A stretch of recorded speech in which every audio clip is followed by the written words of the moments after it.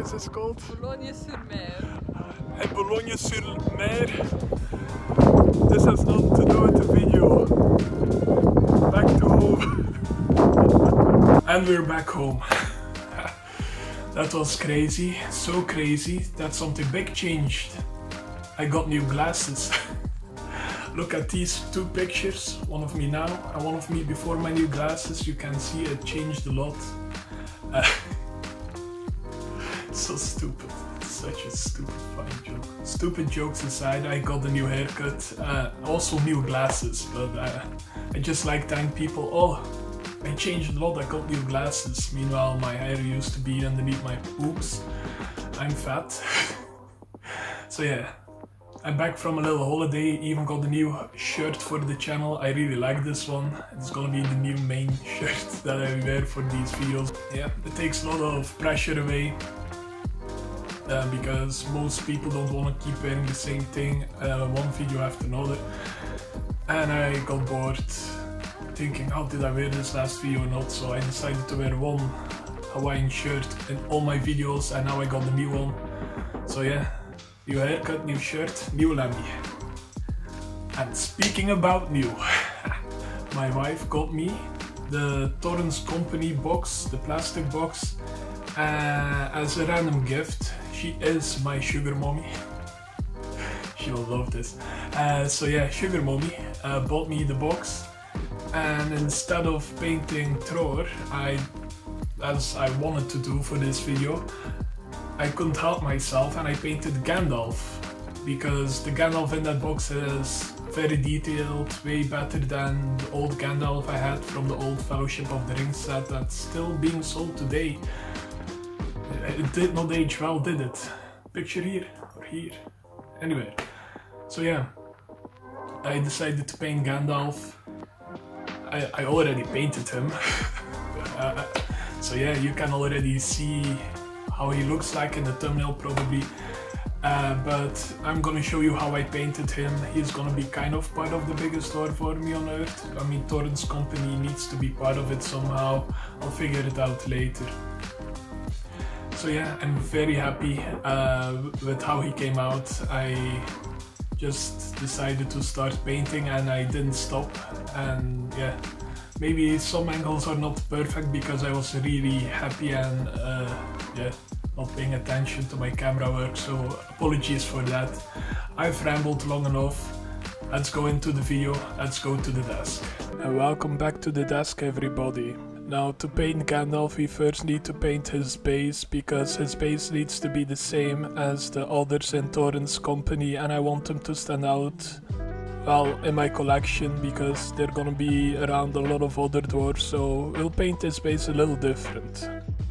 First off, I start with dryad bark, and I apply a nice coat over top the base coat we've already put on Gandalf and his base.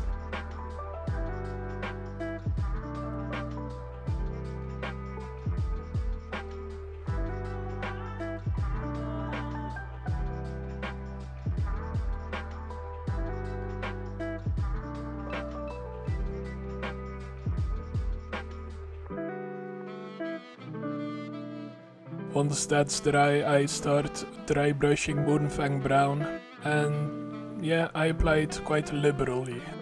I really want to see the dried bark part and the depths of the detail.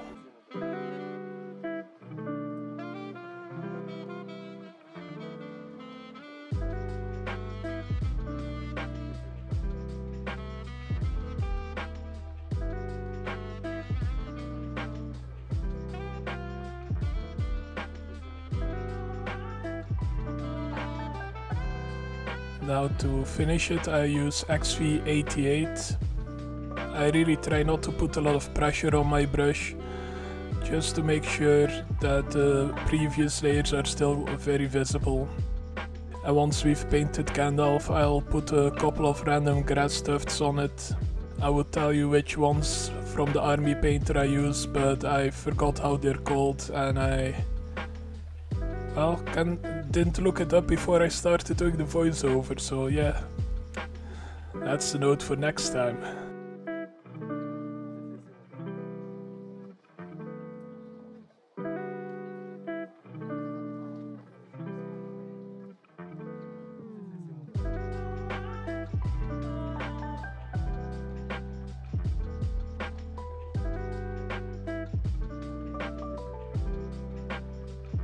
Now we're going to Gandalf, the man himself, the greatest wizard of all time. And we'll start with painting the main part of his cloak, stormvermin fur. I really wanted dirty grey for this, and stormvermin fur is perfect for this.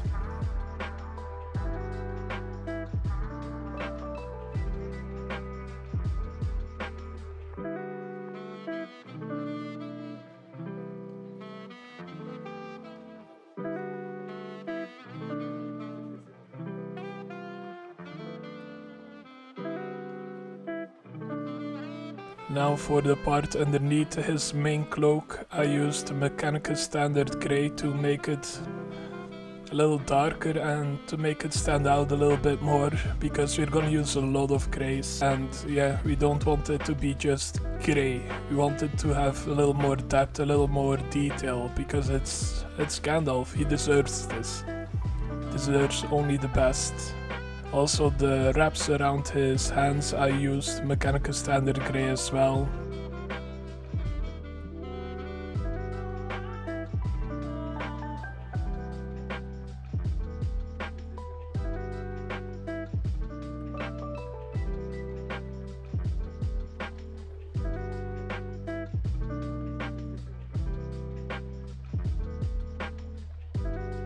So that was already a lot of grey. Now I decided to paint some doombull brown on the belts on this model. I like doombull brown because it's a nice brown reddish leather color.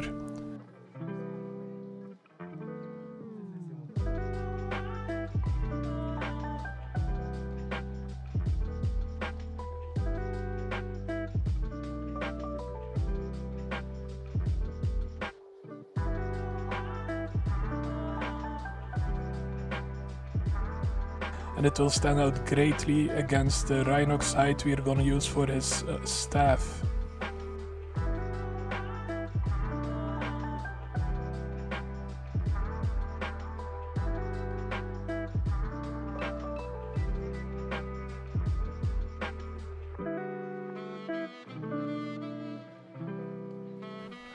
Now it's time to paint his face and fingers, and you already know what I'm gonna say. I'm using cadian fleshtone for this. It's the most perfect fleshtone I've ever seen in my life.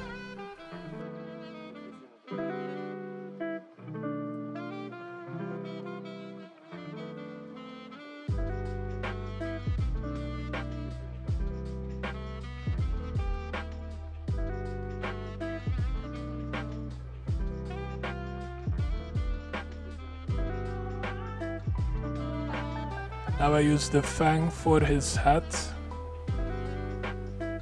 It used to be called something different, like shadow grey or something, and I used that when I first painted Gandalf the Grey from the original starter box from the Mines of Moria, the same Gandalf that's still being sold, even though he looks very fat in that model. And for me it's a throwback to when I was like 13 or something. 13, 14 when I first started painting these models.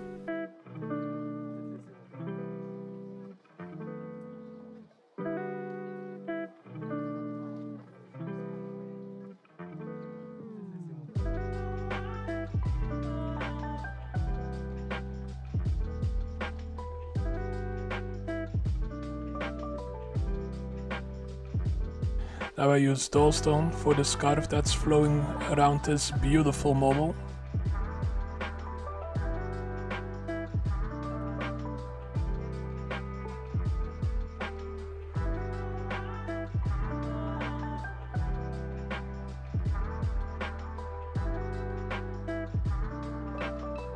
And I follow that up by grey seer for his beard. And that's the downside of using a black undercoat. I'm gonna need a lot of grey seer to make this look great. But in the end it's worth putting on a couple of extra coats.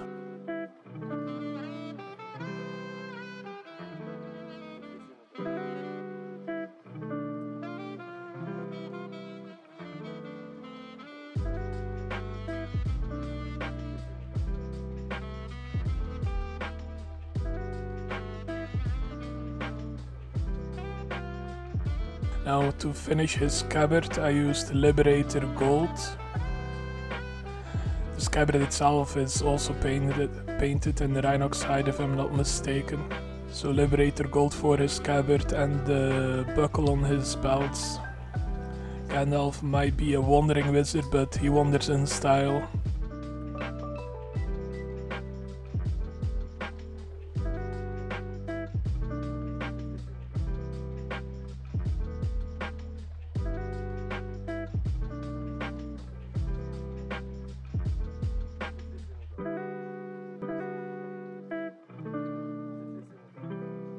Now comes one of my favorite parts, the washes.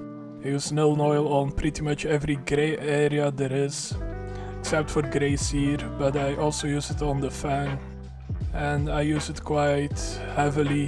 He can look dirty, he's the wandering wizard, he doesn't really care about his looks, he really cares about, well, halflings and finding the wandering and destroying it. And also something about the dragon, I don't know.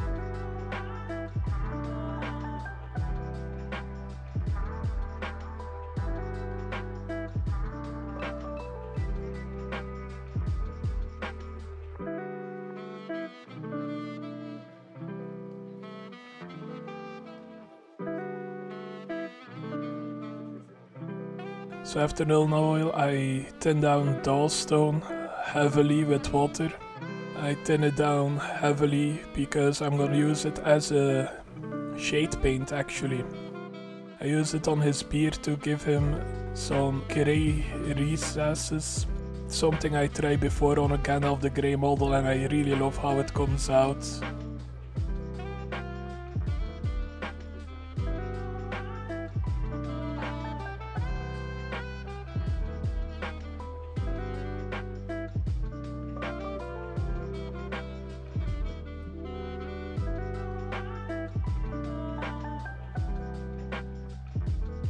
Now some more shades with agrax earthshade on his staff, his belt, his scabbard.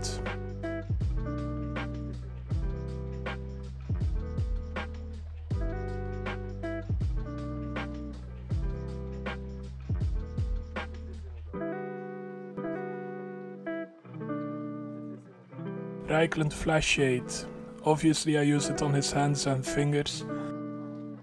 And I try to make it pull where the eye sockets are, just to give it a little bit more a feeling of depth there, because I don't paint eyes on these models, they're too small to actually paint eyes on them, except for like bigger models like the Goblin King, the Cave Drake.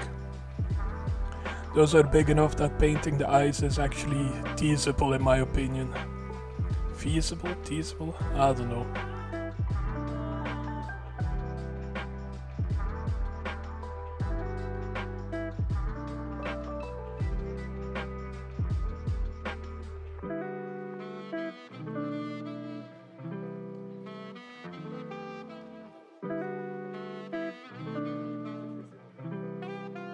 On the stats dry, I highlighted the stormvermin fur of his cloak with dawnstone. Something I used for some other models and I really like how it comes out, but I don't like overdoing it, so I only take like the highest highlights to do this, just to make sure it doesn't take away of the stormvermin fur.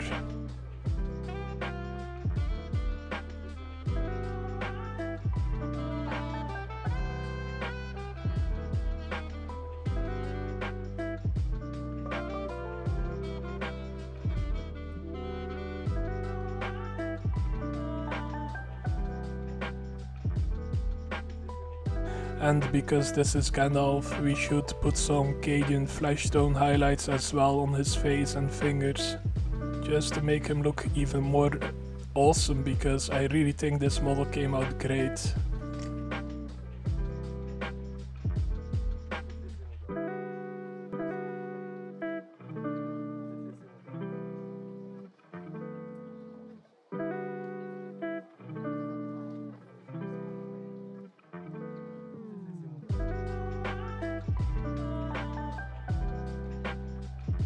And with this relatively simple painting scheme, I've painted a Gandalf the Grey that I can't wait to actually use in games. He looks quite awesome. And he came out, well, better than the old Gandalf I painted when I was 14 or so. So I hope you guys like this video. I hope you guys like the fact that my glasses are different. And something about my hair as well. In my previous video I also asked you if you would like to see me through my journey with Napoleonics, and I got some pretty great responses, so I think I'm gonna make at least one video about it and see how it's received. But beware, it might take a while. I'm gonna need some help with, well, starting Napoleonics. So just so you know, it's gonna be in the works, expected within a couple of months at the earliest. Because I still have some big plans I wanna do with Lord of the Rings. And with that said, I hope you liked the video, subscribed maybe. And I hope to see you in the next one. See ya, bye!